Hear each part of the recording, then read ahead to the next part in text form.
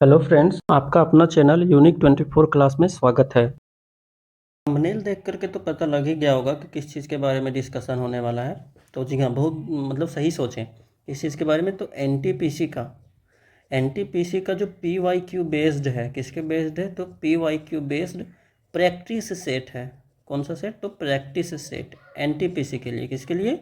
NTPC के लिए। ठीक है। तो देखिए, पढ़ने के लिए तो बहुत सारा मटेरियल है, लेकिन क्वेश्चन कैसा पूछा जाएगा वो जानना बहुत ज़रूरी है। तो आइए देखते हैं, उसी बेस पे पीवाईक्यू बेस पे हम लोग सेट प्रैक्टिस लगाते हैं। ये भले ही 10 क्वेश्चन ही है, इसमें 10 क्वेश्चन है, 10 क्वेश्चन है, परंतु ये जो 10 क्वेश्चन है ना, वो सिर्फ क्वेश्चन ही नहीं है, उससे रिलेटेड और जितने भी सवाल बन सकते हैं उसका भी डिस्कशन मैंने किया है इसमें। ठीक है, तो सिर्फ अच्छे से देखना है और फैक्ट जो भी है वो उसको याद रखना है। ठीक है, तो चलिए बात करते हैं क्वेश्चन। तो सबसे पहला क्वेश्चन है India's first atomic power station. Question क्या है? India's first atomic power station was commission इन, मतलब कब कमीशन किया गया था? तो जैसे हिंदी में भारत का पहला परमाणु स्टेशन, भारत का पहला परमाणु स्टेशन कब स्थापित किया गया था? क्या चीज़? तो भारत का पहला परमाणु स्टेशन। तो यहाँ पे चार ऑप्शन है आपका, 1966, 1969 में, 1968 में या 1967 में। तो सबसे पहले हम इसका जो मतलब कि जितना इससे रिलेटेड कंसेप्ट टॉपिक बन सकता है उसको हम पहले डिस्कशन करते हैं 3 पार्ट में, उसके बाद देखते हैं कि आंसर क्या होना चाहिए। तो दिया गया है कि प्रथम प्रथम परमाणु ऊर्जा संयंत्र सन 1969 में, कब? तो 1969 में संयुक्त राज्य अमेरिका की सहायता से कहाँ पे स्थापित किया गया था? तो महाराष्ट्र के तारापुर में स्थापित किया गया था। देखिए, पढ़ने के लिए तो बहुत सारा मटेरियल है, लेकिन मेन चीज़ है कि पढ़ना क्या है, क्वेश्चन कहाँ से बन सकता है। ये पीवाईक्यू है, पीछे पूछा हुआ सवाल है एनटीपीसी में ही, तो ज़रूरी नहीं है कि यही क्वेश्चन आपको पूछेगा हर बार सो कि इंडिया भारत का पहला परमाणु स्टेशन कब स्थापित किया गया था। ये ज़रूरी तो नहीं है कि यही क्वेश्चन हर बार पूछेगा। सो पूछने के लिए ये भी तो पूछ सकता है कि जो किसके सहायता से किया गया था, तो और कहाँ पे स्थापित किया गया था, ये भी तो सवाल बन सकता है ना। तो ये ध्यान में रखना है कि जो प्रथम परमाणु ऊर्जा संयंत्र है वो 1969 में तो स्थापित किया गया था। इसका आंसर तो बी हो ही जाएगा। ठीक है, बी सही आंसर है, इसका करेक्ट आंसर है 1969 में। लेकिन किसके सहायता से किया गया था? तो संयुक्त राज्य अमेरिका की सहायता से किया गया था। और कहाँ पे किया गया था? तो महाराष्ट्र के तारापुर में स्थापित किया गया था। ठीक है, कहाँ पे? तो महाराष्ट्र के तारापुर में। यहाँ पे जो भी 2-3 फैक्ट बन रहा है सबको याद रखना है। ठीक है, कि 1969 में किया गया था और किसके सहायता से? तो संयुक्त राज्य अमेरिका की सहायता से किया गया था। और कहाँ पे किया गया था? तो महाराष्ट्र के तारापुर में किया गया था। ये सभी फैक्ट को याद रखना है। ठीक है, नेक्स्ट पॉइंट है आपका कि परमाणु विद्युत गृहों को संचालित करना। क्या करना? तो परमाणु विद्युत गृह है उसको संचालित करना, योजनाओं और कार्यक्रमों को अनुसरण या परियोजनाओं को क्या करने के लिए? लागू करने के लिए 1987 में किसकी स्थापना की गई थी? तो एनपीसीआईएल की स्थापना की गई थी। ठीक है, तो ये भी याद रखना है आपको कि परमाणु विद्युत गृहों को संचालित करना, योजनाओं और कार्यक्रमों का अनुसरण या परियोजनाओं को लागू करने के लिए 1987 में किसकी स्थापना की गई थी? तो एनपीसीआईएल की स्थापना की गई थी।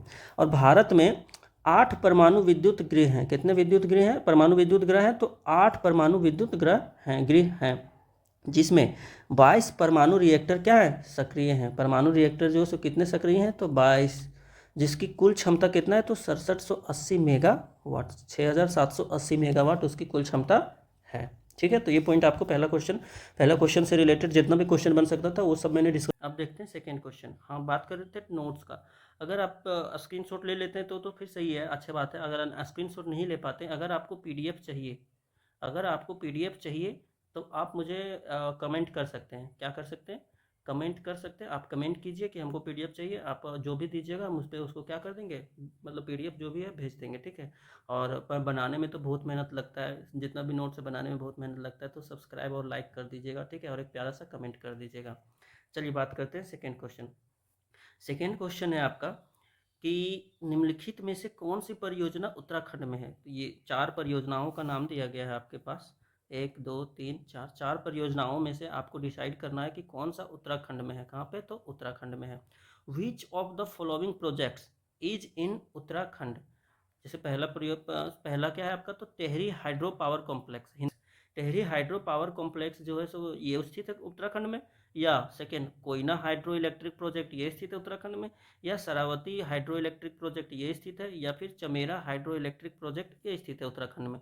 तो चलिए देखते हैं। सबसे पहले इसका डिस्कशन करते हैं कि टिहरी जल विद्युत परियोजना उत्तराखंड में है। कौन सा? तो टिहरी। तो इसी से पता चल जाएगा टिहरी जल विद्युत परियोजना, ये तो फिर करेक्ट आंसर हो जाएगा। ए इसका क्या हो जाएगा? करेक्ट आंसर हो जाएगा। होगा कि नहीं होगा? तो ए करेक्ट आंसर हो जाएगा। तो टिहरी जल विद्युत परियोजना है वो कहाँ पे है? उत्तराखंड में। तो ये हुआ सवाल से रिलेटेड। अब इससे रिलेटेड और क्या सवाल बन सकता है वो देख लेते हैं। और क्या सवाल है इससे कि जो भागीरथी नदी पर बनाया गया, तो आप ही बात बताइए फ्रेंड्स, ये क्वेश्चन पूछ सकता है कि नहीं पूछ सकता है कि टिहरी हाइड्रो पावर कॉम्प्लेक्स या टिहरी जल विद्युत परियोजना है वो कहाँ पे स्थित है? तो भागीरथी नदी में, भागीरथी नदी पर बनाया गया है। ठीक है, इसका हिंदी हो गया टिहरी हाइड्रो पावर कॉम्प्लेक्स का टिहरी जल विद्युत परियोजना। क्वेश्चन में आपका जो हिंदी इंग्लिश था ना वो सेम इसी तरह से दिया था, इसलिए मैंने हिंदी यहाँ पे मेंशन नहीं करा है। ठीक है, वो तो आपको याद रखना पड़ेगा इंग्लिश में ही। अगर हिंदी हम दे देते हैं तो हिंदी सिर्फ याद रहता है, इंग्लिश में हम आप पूछ देते तो फिर कन्फ्यूजन हो जाता है। तो जिस टाइप से क्वेश्चन बन रहा है उस टाइप से याद करते जाना है। ठीक है, तो किस नदी पर बनाया गया है? तो भागीरथी नदी पर बनाया गया है। और ये और क्या बन सकता है इससे सवाल? तो भारत का सबसे ऊंचा बांध तथा विश्व का 5वां सबसे ऊंचा बांध है। कौन सा? तो टिहरी जल विद्युत परियोजना, जो टिहरी जल विद्युत परियोजना ये भारत का सबसे ऊंचा बांध है। टिहरी बांध भारत का सबसे ऊंचा बांध है। और अगर विश्व का बात करें तो विश्व का 5वां सबसे ऊंचा बांध है। बिल्कुल क्वेश्चन बन सकता है, पक्का क्वेश्चन बन सकता है, इससे रिलेटेड पूछ ही सकता है क्वेश्चन। ठीक है, और क्या है? तो इस बांध से ये जो टिहरी हाइड्रो पावर कॉम्प्लेक्स है या टिहरी जल विद्युत परियोजना है, इससे 2400 मेगावाट विद्युत उत्पादन होता है। कितना मेगावाट? तो 2400 मेगावाट विद्युत उत्पादन होता है। ठीक है, ये सारा फैक्ट आपको याद रखना है। ठीक है, अब जैसे इससे रिलेटेड और था कोयना, शरावती और चमेरा था, तो देख लेते हैं इससे कि ये कहाँ कहाँ पे स्थित है, क्योंकि क्वेश्चन तो इससे भी पूछ सकता है कि कोयना हाइड्रो इलेक्ट्रिक प्रोजेक्ट कहाँ पे स्थित है, शरावती हाइड्रो इलेक्ट्रिक प्रोजेक्ट कहाँ पे स्थित है, या चमेरा हाइड्रो इलेक्ट्रिक प्रोजेक्ट कहाँ पे स्थित है। बिल्कुल पूछ सकता है। ठीक है, या डायरेक्ट आपको पूछ सकता है कि महाराष्ट्र सतारा में स्थित हाइड्रो इलेक्ट्रिक प्रोजेक्ट का नाम क्या है, ये भी पूछ सकता है डायरेक्ट। जिस तरह से यहाँ पे पूछा कि इनमें से कौन सा उत्तराखंड में स्थित है, उस तरह से तो पूछ ही सकता है। तो क्यों ना इससे रिलेटेड भी डिस्कशन कर लिया जाए। तो कोयना हाइड्रो इलेक्ट्रिक प्रोजेक्ट जो है वो कहाँ पे स्थित है? तो महाराष्ट्र के सतारा में स्थित है। शरावती हाइड्रो इलेक्ट्रिक प्रोजेक्ट कहाँ पे स्थित है? तो कर्नाटक के जोग प्रपात या गरसोपा, ये आप सुने भी होंगे नाम इसका। ठीक है, कर्नाटक के जोग प्रपात में। चमेरा हाइड्रो इलेक्ट्रिक प्रोजेक्ट कहाँ पे स्थित है? तो हिमाचल प्रदेश में रावी नदी के पास। ठीक है, हिमाचल प्रदेश में रावी नदी के पास।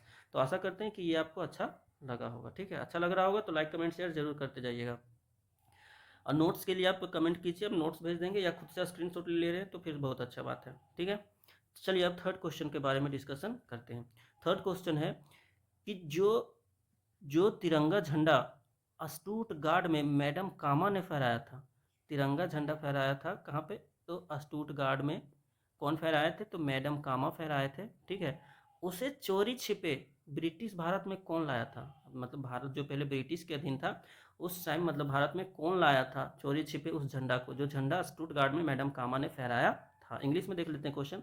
The tricolour which was hoisted in Stuttgart by madam Cama was smuggled into British India by, मतलब किसके द्वारा किया गया था। ठीक है, तो पहले डिस्कशन देख लेते हैं इससे रिलेटेड।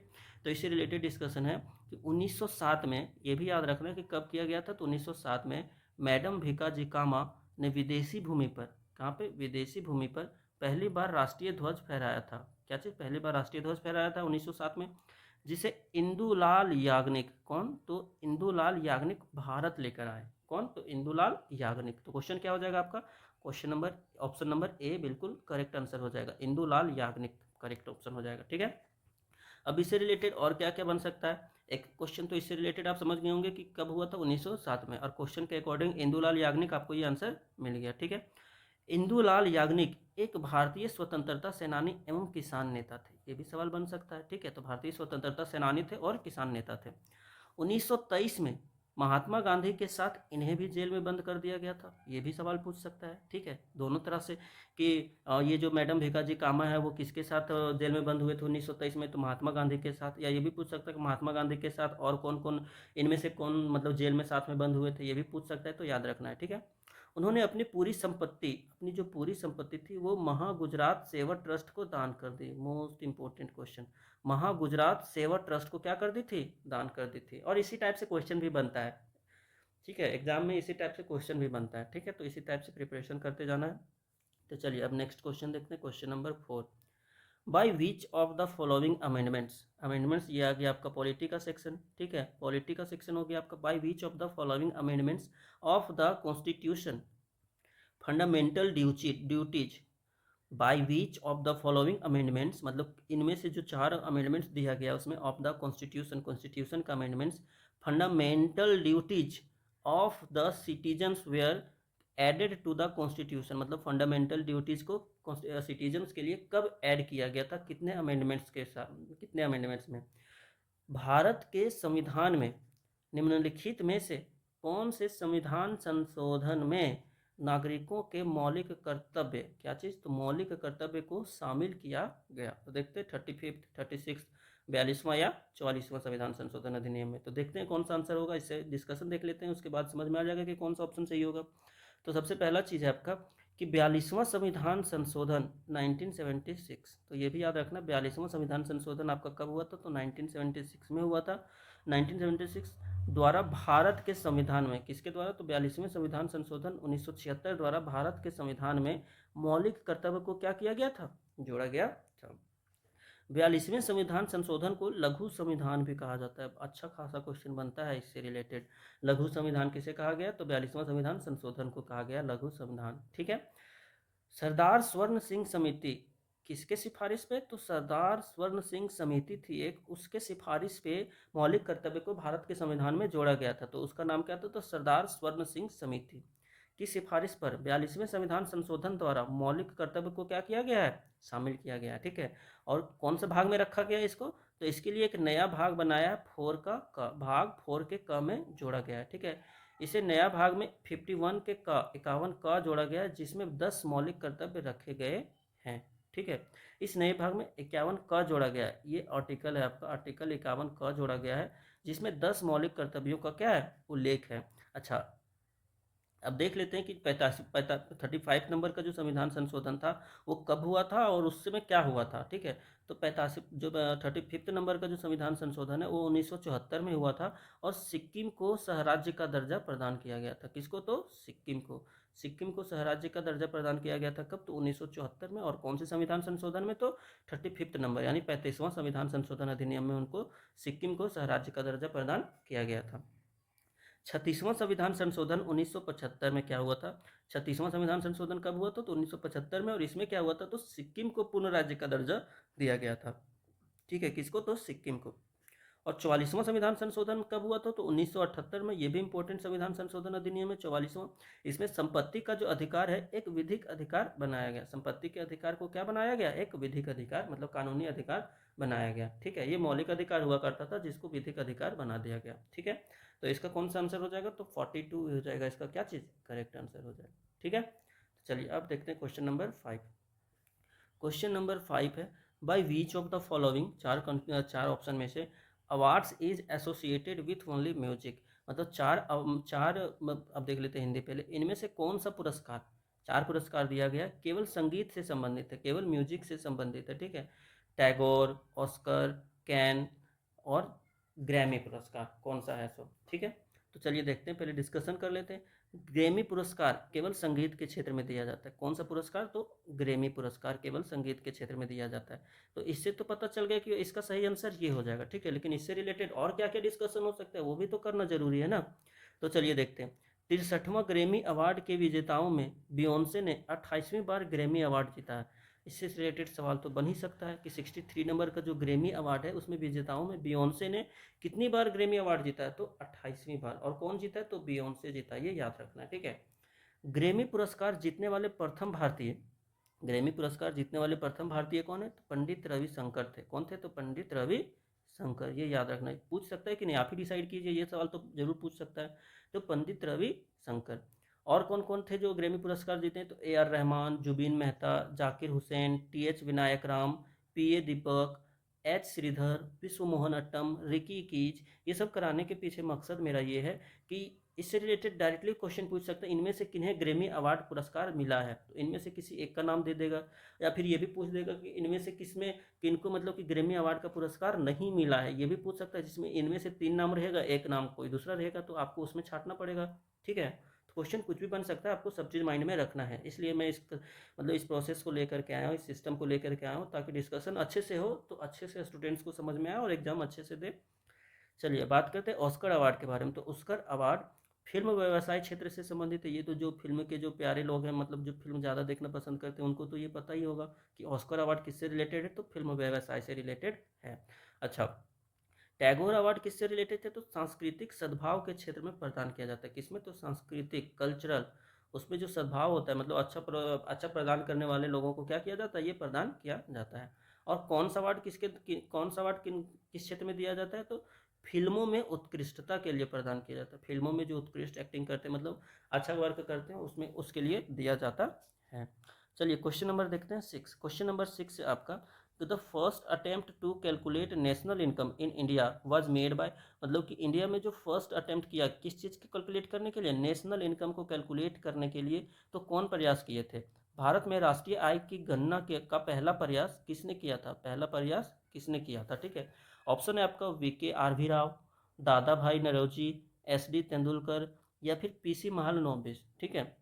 तो देख लेते हैं इसका जो थ्योरी पार्ट है। पहला थ्योरी पार्ट है आपका, भारत में राष्ट्रीय आय की गणना का पहला प्रयास कौन किए थे, तो दादा भाई नौरोजी किए थे। तो ऑप्शन सी क्या हो जाएगा आपका करेक्ट आंसर हो जाएगा, ऑप्शन नंबर सी। कौन प्रयास किए थे, तो दादा भाई नौरोजी। दादा भाई नौरोजी से हिस्ट्री में देखा जाए तो अच्छा खासा क्वेश्चन बनता है। वह ब्रिटिश संसद में चुने जाने वाले, किसमें, तो ब्रिटिश संसद में, भारतीय संसद नहीं, ब्रिटिश संसद में, ब्रिटिश के संसद में चुने जाने वाले पहले एशियाई व्यक्ति थे। एशिया के पहले ऐसे व्यक्ति कौन थे, तो दादा भाई नौरोजी, जो ब्रिटिश संसद में चुने जाने वाले पहले एशियाई व्यक्ति थे। इनको और क्या नाम दिया गया था, तो the grand old man of India, इसको एक और नाम से जाना जाता था, इनको the grand old man of India के नाम से भी इनको क्या किया जाता था, जाना जाता था, या जाना जाता है, अभी प्रेजेंट में भी तो जाना जाता है ना। 1906 में 1906 में कांग्रेस अधिवेशन की अध्यक्षता दादा भाई नौरोजी ने की थी, जिसमें प्रथम बार स्वराज्य की मांग की गई थी। अब बताइए इससे प्यारा और क्या हो सकता है। प्रथम बार स्वराज्य की मांग की 1906 में की गई, ये तो सब कोई जानता है, ठीक है। लेकिन कांग्रेस का अधिवेशन जो हुआ था उसमें अध्यक्षता कौन किया था, तो दादा भाई नौरोजी किए थे, ये किसी को नहीं पता होता है, ठीक है। तो ये याद रखना, दादा भाई नौरोजी किए थे, ठीक है। चलिए अब क्वेश्चन नंबर देखते हैं 7। क्वेश्चन नंबर 7 है आपका, the Moplah rebellion took place between the years, मतलब कि जो मोपला विद्रोह हुआ था वो कब हुआ था, ठीक है। मोपला विद्रोह किन वर्षों के बीच हुआ था, तो आपको ईयर टाइम बताना, ठीक है। 1917 से 1919 के बीच, 1923 से 1924 के बीच, 1921-22 या 1914 से 1915 के बीच हुआ था। तो चलिए देखते हैं, मोपला विद्रोह 1921 से 1922 के बीच हुआ था। तो कौन सा ऑप्शन सही हो जाएगा आपका, ऑप्शन नंबर सी क्या हो जाएगा करेक्ट आंसर हो जाएगा, ऑप्शन नंबर सी आपका क्या हो जाएगा करेक्ट आंसर हो जाएगा, ठीक है।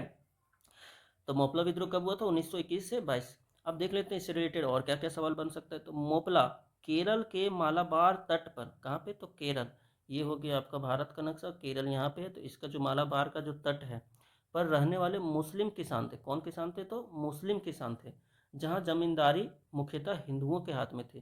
किसान तो थे मुस्लिम, लेकिन जमींदारी किनके हाथ में था, तो हिंदुओं के हाथ में था, ठीक है। और जमींदारी के अत्याचार से पीड़ित होकर, अब हिंदू मुस्लिम तो चलता ही होगा उस टाइम, तो इनके अत्याचार से क्या होकर के पीड़ित होकर के, मतलब परेशान होकर के मोपलाओं ने क्या किया, इनको विद्रोह कर दिया, ठीक है। इस विद्रोह का प्रमुख कारण क्या था, तो जो जमींदारी व्यवस्था, जमींदार लोग थे वो लगान की उच्च दर लगा दी, मतलब लगान बढ़ा दिया। नजराना या दमनकारी तरीके से लगान वसूली करने लगे, मतलब जबरदस्ती। ये सब कारण था किस चीज़ का, तो विद्रोह, मोपला विद्रोह होने का कारण था। इस विद्रोह के मुख्य नेता कौन थे, तो अली मुस्लियार थे। कौन थे, तो अली मुस्लियार। पूछ सकता है क्वेश्चन कि मोपला विद्रोह के जो मुख्य नेता थे वो कौन थे, तो अली मुस्लियार थे, ठीक है। कौन थे, तो अली मुस्लियार, ठीक है। तो ये क्वेश्चन आपको अच्छे से समझ में आ गया होगा। चलिए अब देखते हैं क्वेश्चन नंबर 8। यही क्वेश्चन, ये टॉप 10 क्वेश्चन जो है ना, यही आपका 100 क्वेश्चन के बराबर है। आप इतना पढ़ लिए, मतलब सोच लीजिए कि 100 क्वेश्चन लगभग कवर कर लिए। और ये सिर्फ एक ही पार्ट में नहीं आएगा, ये और भी पार्ट आते जाएगा, ये कंटिन्यू रहेगा फ्रेंड्स। 10-10 प्रश्न, 10-10 प्रश्न मैं लाते रहूँगा। लेकिन सिर्फ प्रश्न डिस्कशन नहीं करूँगा मैं, प्रश्न के साथ कंसेप्ट भी क्लियर करते जाऊँगा। उसका जो टॉपिक है, उस टॉपिक से रिलेटेड जितने भी सवाल बन सकते हैं, जितने भी सवाल बन सकते हैं, वो मैं सब कवर करूँगा। अभी आप 7 क्वेश्चन किए तो आपको पता चल ही गया होगा कि जितना भी कवर कर रहा हूँ मैं, सब कवर कर रहा हूँ। उससे रिलेटेड जितना सवाल बन सकता है सब कवर कर दूंगा मैं, ठीक है। तो सपोर्ट करना आपका काम है, तो सपोर्ट कीजिए आप लोग, ठीक है। देखते question number 8। The Indradhanush framework, Indradhanush framework an Indian government initiative is for, किस लिए है, मतलब कि भारत सरकार ने जो इंद्रधनुष फ्रेमवर्क कार्यक्रम की शुरुआत की है वो किस लिए की थी। क्या चीज़ के क्वेश्चन कि भारत सरकार ने इंद्रधनुष जो फ्रेमवर्क लाया है वो किस कार्यक्रम के लिए शुरुआत किया गया था, ठीक है। तो ऑप्शन है आपका capacity building in private sector banks, निजी बैंक में क्षमता निर्माण करने के लिए। ऑप्शन बी है आपका revamping of private sector banks, यानी निजी क्षेत्र के बैंकों का पुनरुद्धार करने के लिए। ऑप्शन नंबर सी है आपका रिसोर्स मोबिलाइजेशन, संसाधन जुटाने के लिए। ऑप्शन नंबर डी है आपका revamping of public sector banks, यानी सार्वजनिक क्षेत्र के बैंकों का मतलब सार्वजनिक क्षेत्र के बैंकों का द्वार करने के लिए, मतलब जो भी हो इंग्लिश समझिए, revamping of public sector banks. मतलब कि ये 4 ऑप्शन है और ये एनटीपीसी में पिछले साल पीवाईक्यू में पूछा हुआ सवाल है, ठीक है। क्या चीज़ किया हुआ, पूछा हुआ सवाल है, उससे रिलेटेड वही क्वेश्चन है ये। चलिए देखते हैं इसका थ्योरी। भारत सरकार ने इंद्रधनुष फ्रेमवर्क कार्यक्रम की शुरुआत सार्वजनिक क्षेत्र के बैंकों का पुनरुद्धार करने के लिए की थी। कौन से क्षेत्र के बैंकों का, तो सार्वजनिक क्षेत्र के बैंकों का पुनरुद्धार करने के लिए की थी, ठीक है। या फिर उल्टा सवाल पूछ सकता है कि सार्वजनिक क्षेत्र के बैंकों का पुनरुद्धार करने के लिए कौन सा फ्रेमवर्क भारत सरकार लेके आई थी, तो आपको ऑप्शन आंसर देना इंद्रधनुष फ्रेमवर्क, ठीक है। इंद्रधनुष के 7 रंगों की तरह इस कार्य में भी कितने उपाय पर बल दिया गया है, तो 7 उपाय पर बल दिया गया है। कितने उपाय पर, 7 उपाय पर बल दिया गया, ठीक है। और 7 उपाय किस प्रकार है, तो इस प्रकार है। पहला, नियुक्तियां, बैंक बोर्ड ब्यूरो, पूंजीकरण, दबाव कम करना, सशक्तिकरण, जवाबदेही की रूपरेखा, अभिशासन सुधार। ये सब पे मतलब कि जो नियुक्ति होगा अच्छे से होगा, बैंक बोर्ड ब्यूरो का देखभाल किया जाए, बैंक बोर्ड ब्यूरो के द्वारा देखभाल किया जाएगा। पूंजीकरण, दबाव को जो दबाव को क्या करना है, कम करना। सशक्तिकरण, जवाबदेही की रूपरेखा, मतलब कोई समस्या आता है तो जवाबदेही का रूपरेखा दिखाना। अभिशासन में सुधार करना। ये सब पे बल दिया गया है इंद्रधनुष फ्रेमवर्क में, ठीक है। तो सार्वजनिक क्षेत्र के बैंकों का पुनरुद्धार करने के लिए, तो इसका सही आंसर क्या हो जाएगा, सार्वजनिक क्षेत्र के बैंकों का द्वार करने, ये पुनरुद्धार होगा, ठीक है, पुनरुद्धार करने के लिए, ठीक है। तो आप इसको सुधार लीजिएगा। चलिए अब देखते हैं क्वेश्चन नंबर 9। क्वेश्चन नंबर 9 है आपका, the global climate change, global climate change alliance is an initiative. इसको किस लिए लाया गया, तो वैश्विक जलवायु परिवर्तन गठबंधन एक की पहल है। वैश्विक जलवायु परिवर्तन गठबंधन एक की पहल क्या है, ऑप्शन ए है आपका कॉन्टिनेंटल यूनियन यानी महाद्वीपीय संघ, बी है ग्रीक यूनियन यानी ग्रीक संघ, सी है वर्ल्ड यूनियन यानी विश्व संघ, और डी है आपका यूरोपियन यूनियन यानी यूरोपीय संघ। चलिए देखते हैं इसका डिस्कशन। यूरोपीय संघ का एनडीसी लक्ष्य वर्ष 2030 तक ग्रीन हाउस गैस उत्सर्जन को क्या करना है, वर्ष 1990 से 55% कम करना है। ये भी परसेंटेज से भी सवाल बन सकता है कि कितना परसेंट कम करने का लक्ष्य रखा गया 1990 से, तो 55% में, यानी कि 1990 में जो भी था कि नहीं उसका 55% क्या करने का रखा गया लक्ष्य, कम करने का लक्ष्य रखा गया। कब तक, तो 2030 तक, इसमें ग्रीन हाउस गैस उत्सर्जन में, ठीक है। इसका समग्र उद्देश्य क्या है, तो यूरोपीय संघ और गरीब विकासशील देशों के बीच, क्या बोल रहा है, इसका जो समग्र उद्देश्य है वो क्या है, तो जो यूरोपीय संघ है और गरीब विकासशील देशों के बीच, यूरोपीय संघ और गरीब विकासशील देशों के बीच जलवायु परिवर्तन पर एक नया गठबंधन बनाना है जो सबसे अधिक प्रभावित है, मतलब कि जो देश सबसे अधिक प्रभावित है और जिनके पास जलवायु परिवर्तन से निपटने के सबसे कम क्षमता है, उनके बीच में क्या किया गया है, परिवर्तन का एक नया गठबंधन बनाया गया है, ठीक है। तो इसका सही आंसर क्या हो जाएगा, यूरोपीय संघ, यूरोपियन संघ, ठीक है। चलिए अब देखते हैं क्वेश्चन नंबर 10 जो कि लास्ट क्वेश्चन होगा। येन इज द करेंसी ऑफ, मतलब करेंसी, सोच लो फ्रेंड, ये भी पीवाईक्यू से रिलेटेड है तो करेंसी से भी सवाल बन जाता है आपका। तो येन जो है सो किस देश की करेंसी है, ठीक है। येन मुद्रा है मतलब किस देश की मुद्रा है, मालदीव, जापान, बाली या साउथ कोरिया। तो क्यों ना डिस्कशन ही कर लिया जाए, फिर ऑप्शन तो खुद ही निकल जाएगा। मालदीव का जो है मालदीव का जो करेंसी है वो क्या है, मालदीवी रुपया, तो ये तो नहीं होगा। बी, जापान का क्या है, तो येन है, तो ये सही आंसर हो जाएगा आपका क्या, बी नंबर। इंडोनेशिया का क्या है, तो इंडोनेशियन रुपया, और दक्षिण कोरिया का क्या है, तो दक्षिण कोरियाई वॉन है, ठीक है। चलिए 10 क्वेश्चन डिस्कशन हो गया आपका, 10 क्वेश्चन कंप्लीट हो गया और इससे रिलेटेड जो भी सवाल बन सकते थे उसको मैंने डिस्कशन किया। अब हम एक क्वेश्चन आप लोगों के लिए छोड़ते हैं, एक क्वेश्चन हम आप लोगों को देते हैं, उसका आंसर आपको कमेंट में देना है, ठीक है। क्या करना है आपको, उसका आंसर कमेंट में देना है। और अगर एनालिसिस आपको आता है, उससे रिलेटेड एनालिसिस आपको आता है तो आप एनालिसिस भी कमेंट में कर सकते हैं टाइप करके, ठीक है। और अगर सेशन अच्छा लग रहा होगा आपको तो सब्सक्राइब कर दीजिए और लाइक कर दीजिए और एक प्यारा सा कमेंट कर दीजिए, ठीक है। क्वेश्चन आपका ये है, ये प्रश्न है आपके लिए, जो प्रश्न है इसका उत्तर आपको कहाँ पे देना है, तो कमेंट में देना है, ठीक है। तो ये प्रश्न है आपका कि who is called the father of taxonomy, taxonomy का जनक किसे कहा जाता है, ठीक है। तो ए है इचलर, बी एनलर, सी कार्ल लिनियस, डी बेंचम और होकर। तो ये चारों का ऑप्शन है, चारों ऑप्शन है, इसमें आपको आंसर कमेंट में बताना है। ठीक है, तो आप इसका स्क्रीनशॉट ले लीजिए, उसके बाद आप अपना उत्तर कमेंट में दीजिएगा। Thank you.